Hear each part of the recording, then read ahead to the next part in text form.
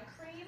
Now for your finishing touches, you could go a couple different ways. Because it's the evening, I could finish off with a very gentle retinol booster.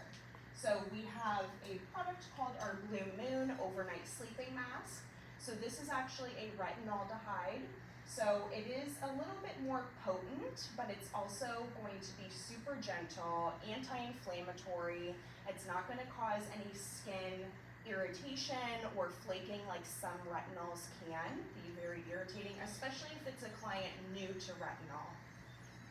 So you could, in the evening time when your clients come in, apply this to their skin before they leave.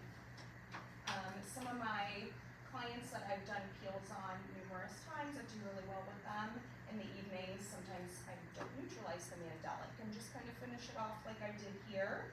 A lot of the times the serums can neutralize the peel for you once you start applying and layering those products.